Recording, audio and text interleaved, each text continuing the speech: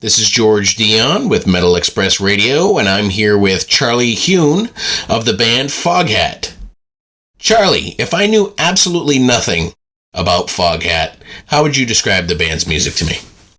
Excellent, hard-driving, blues-based rock and roll band. I'd say that's a very good analysis, and you put it on full display with your upcoming live album, 8 Days on the Road, through Foghat Records. Had you guys planned on putting out this live release, or was this, hey, let's give the fans something during the lockdowns? Actually, we did plan on putting this out even before we recorded it. The recording facilities at Daryl's house were so excellent that we planned on recording and videoing that night, and then determined later, after the performance and reviewing the material, it proved to be worthy of releasing. So we got hit by the pandemic 3 months later, and then decided to mix it and edit it and do all that stuff during the pandemic. And we were going to put it out earlier this year, but then the way things went, the release is set for middle of July. You guys have released live albums before. This is probably more the smallest venue that you've recorded live at Daryl's house in Pauline, New York. Do you think that the more intimate venue made for sort of a different presentation of the live show? Definitely. We have done 2 other live recordings, and they were both different too. One was in a club and the other was in a big studio.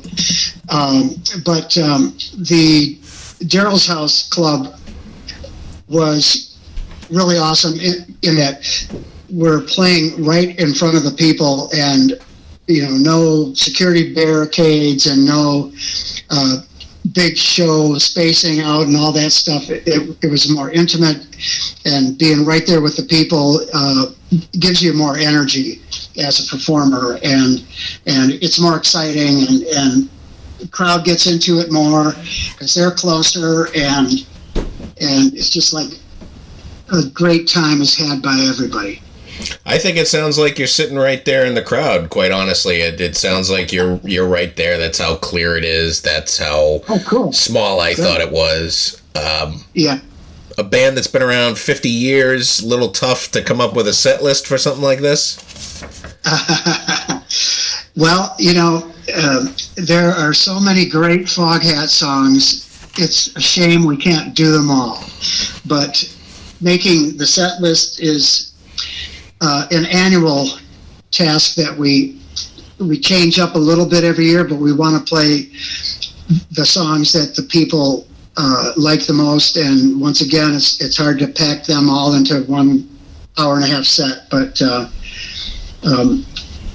what this set presents is a good, well-rounded dynamic of what the band has potentially up its sleeve, because there's the hard driving power rock, there's the slow blues with slide guitar and crooning vocal, and it's a good display of the versatility of the band, I think. Yeah, you definitely hit the Foghat golden years of 1972 to 78. You threw in a couple covers, but I'm pretty sure Foghat put out Maybelline before. Uh-huh. And I think the only surprise cover would be Play That Funky Music, but I'm sure that has something to do with Brian Bassett being in the band these days. Yeah, exactly. And Roger has been wanting to play that song forever, and so he finally put his foot down and said, "We're playing it." And so, everybody goes, "Okay." But it goes over. The people are kind of shocked that we're playing it, and then they realize Brian was in Wild Cherry, so it's a cool tribute to him, and it's fun playing the song. It was a challenge for me to learn all the lyrics, because some of them are tongue twisters, and you wouldn't think that, but once you listen to those 3 long verses, you realize a lot went into writing that song. And then the fact that it was an international #1 hit never hurts, Exactly. Yeah. You guys joke in the press material for this that 8 days on the road is like 80,000 days, as the band's been around for 50 years, but you've already got 22 shows set up for 2021. You guys getting excited about that?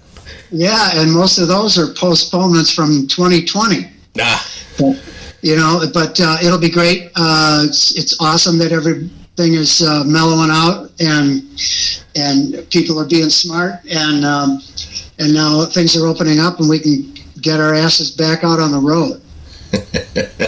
Now, with the 8 days on the road set, it's in an intimate setting, you're close with the fans. Is there any hesitation when you get back out there of kind of getting to that level of closeness where we're at in the world? No, I don't think so at all. I think the music does the talking, to use the old expression. And it's good time music, and it really gets the people going, and that in itself is, motivation enough. Now, when you get back out there, is your set going to be similar to what you've put out on 8 days on the road? Because I think you got some great material from 2016's Under the Influence and 2010's Last Train Home that could fit right in there with it. Oh, thanks, man. Yeah, I appreciate it.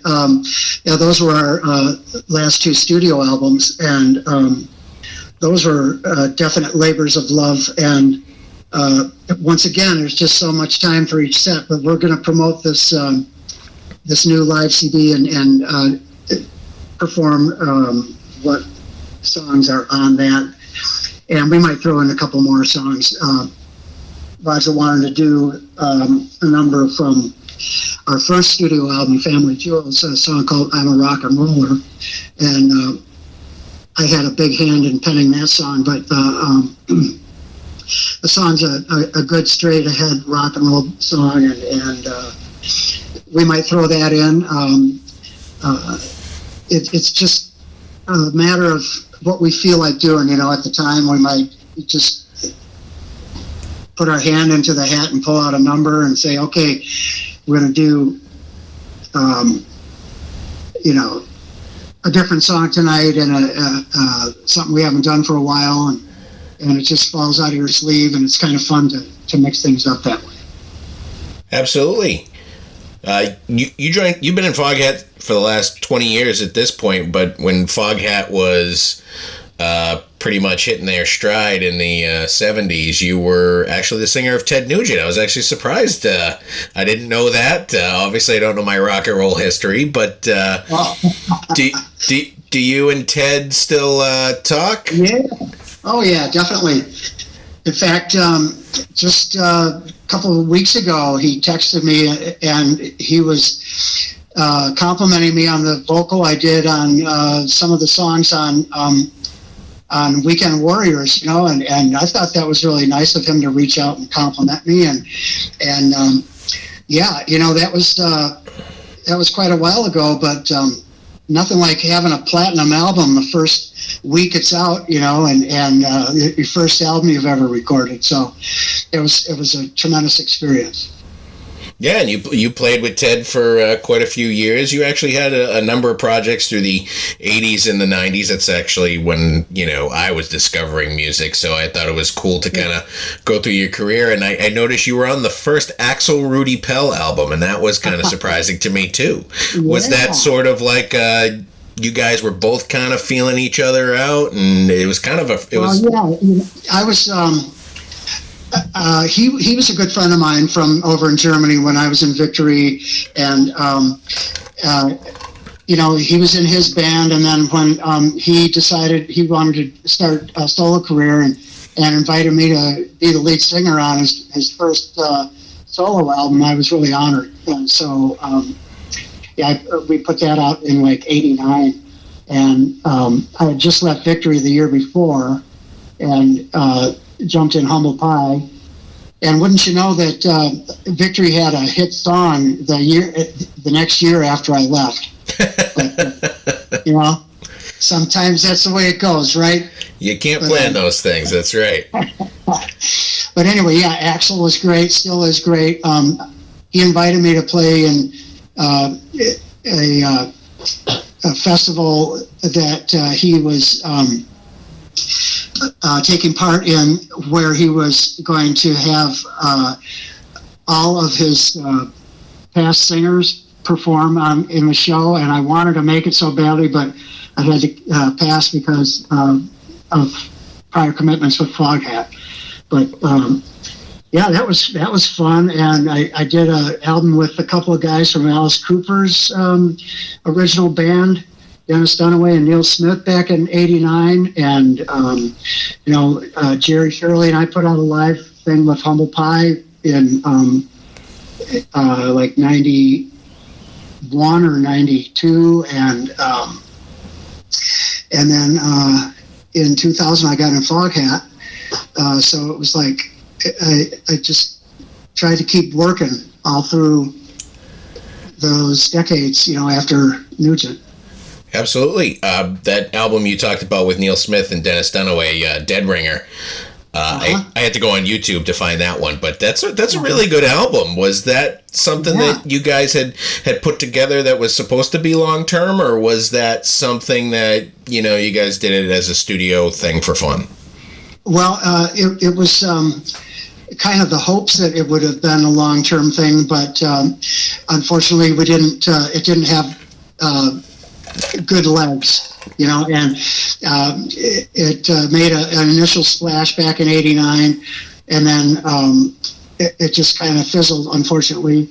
But I'll tell you, Jade Jesse Johnson is a mother on guitar, and if anybody wants to hear some entertaining lead guitar, just look up Jade Jesse Johnson. But yeah, that was great. Playing with Neil and Dennis, and even Bouchard, from BOC, and yeah, it was really a cool thing. I've been talking with Neil for a few years, even 10 years before, about doing something back when I was with Nugent. But yeah, that was a cool project. And now you're completely focused on Foghat. You don't have any outside projects going on right now, because a lot of musicians kind of in the lockdowns, they kind of dip their hands into several different things. No, I'm kind of hitting my stride with Foghat, and we stay really busy. So, there's a little bit of time to stretch out, but at this stage of my career, I'm happy with just doing the Foghat. If I get an invitation to perform or write with somebody, I'll probably take it on and pursue it. But there's really no agenda on that. And there's possibly some new music coming from Foghat next year? Yeah, we're starting to record new originals, starting a couple of weeks after our tour starts in 2 weeks. But the object is to just keep working, keep creating and recording. So that is the plan. We don't have a release date set yet, but I'm always looking forward to getting out there, because writing new stuff, it's such a great thing to play with Raj. When he starts playing a drum beat, these ideas just fall out of my sleeve as far as rhythm tracks and riffs and song ideas, and it's just a really cool way to write. I'll write my own stuff all by myself too, but whenever Raj starts playing, it's just like you just feel like creating. It's really inspirational. And I think that's good, where you're not an original member, that you guys are allowed to collaborate together. Because some of these guys, they go into the band and they're just a hired gun. But it sounds like you guys are all on the same page. Yeah. You're all kind of bringing your juices together. And I was very impressed by Under the Influence and Last Train Home, because I hadn't even really listened to Foghat since their 70s albums. Sure. Yeah, that's cool that you checked that out. And yeah, we all collaborate and bring material and opinions and ideas to the table when we're writing the original stuff, and leave the openness for interpretation, so that everybody can, contribute in their own way, which is a fun way to write. It's not like putting everything under a microscope or demanding it be a certain way, and so that's a fun way to make stuff happen. Because if you write, like a backing track and a melody and lyrics and expect the drums to go one way, and then you say, okay, we'll play to this music, and the drummer plays totally different than what you thought, but it's really great. It's like, wow, I would have never thought of that. So, yeah, so it's fun to see what comes out of it, Yeah, absolutely. As a singer that's experienced in other bands and other genres and this and that, was there ever a gig offered to you that you passed on that you were like, damn, I shouldn't have passed on that? Oh, good question. I was just thinking, I did an interview just before yours, and I was thinking about when I got a call from the Guess Who, and that was in the late 80s, and I just thought, wow, it's really nice of them to offer. I think they were splintering off at that time, but I ended up turning it down because for some reason it was a band that I really liked and all, but I just wasn't like 100% into it. Like I was 100% into Humble Pie or Nugent or Gary Moore or Foghat, and so it was just ironic that I turned it down. Hey, no, that's honest. That's an honest assessment. You know what I mean? You can't be any more honest than that. Yeah. Well, you got the new live album and DVD, 8 Days on the Road, coming out on your own label, Foghat Records. That's always good too. It sounds great. I can't wait to see the DVD, and I want to thank you for talking with Metal Express Radio today. Sure, George. Thank you very much, man. I appreciate it.